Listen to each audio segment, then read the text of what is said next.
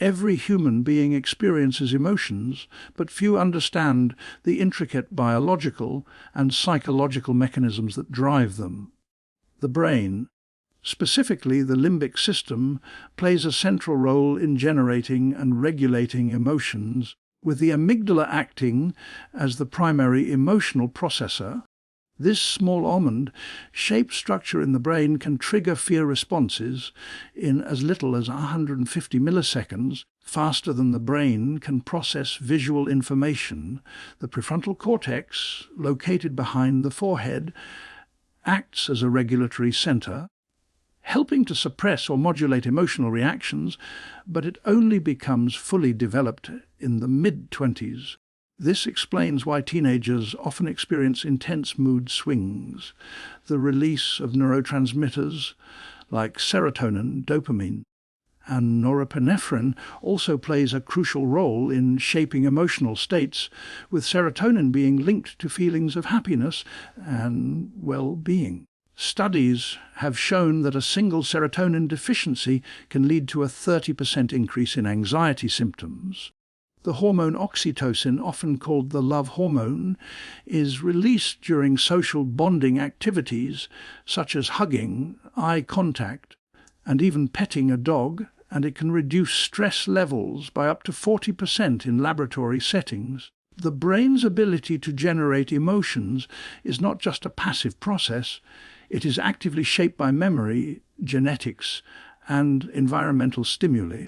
For example, the brain can recall an emotional memory with such vividness that it can trigger the same physiological responses as the original event.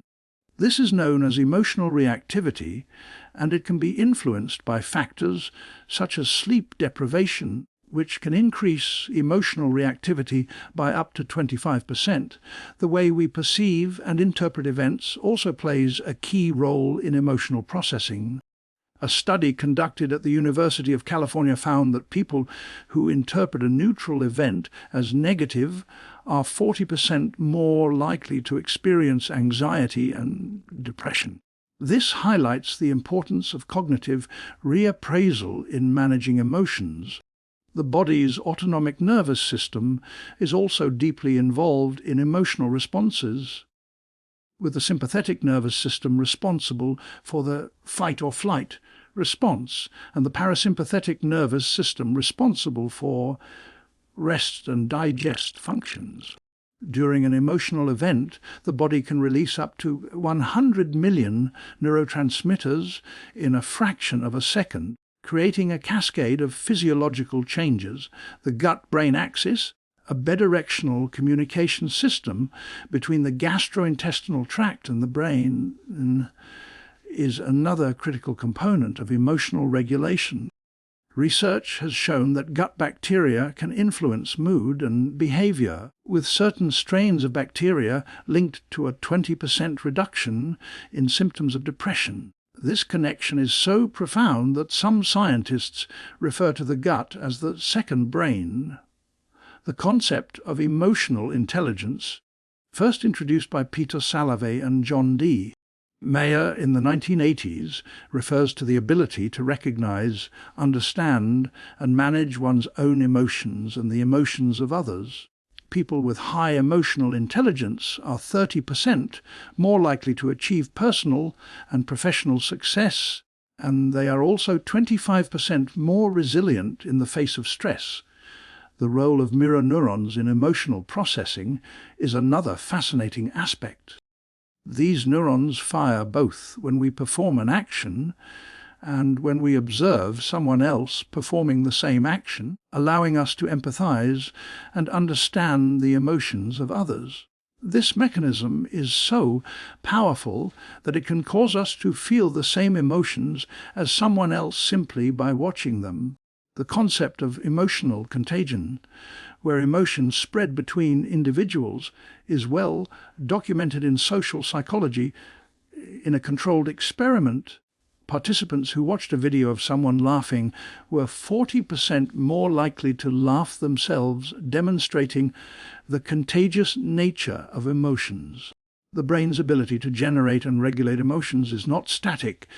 It is dynamic and can be influenced by factors such as mindfulness, meditation, and cognitive behavioral therapy. A study published in the Journal of Clinical Psychology found that regular meditation can reduce emotional reactivity by up to 35% and increase emotional resilience by 20%.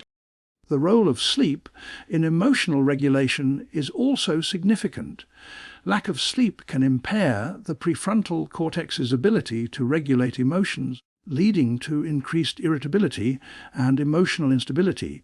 In fact, sleep-deprived individuals are 50% more likely to experience heightened emotional responses to neutral stimuli. The concept of emotional memory, where emotions are stored along with memories, is another key aspect of emotional processing. Studies have shown that emotionally charged events are remembered with 30% more accuracy than neutral events, a phenomenon known as flashbulb memory. This is why people can recall where they were during major historical events with remarkable clarity. The brain's ability to generate and regulate emotions is deeply intertwined with its capacity for learning and adaptation. Neuroplasticity. The brain's ability to reorganize itself by forming new neural connections plays a crucial role in emotional development. This means that with the right interventions, such as therapy or lifestyle changes, emotional responses can be modified over time. The role of culture in shaping emotional expression is also significant. In some cultures, emotions are expressed openly and freely, while in others they are more subdued and controlled.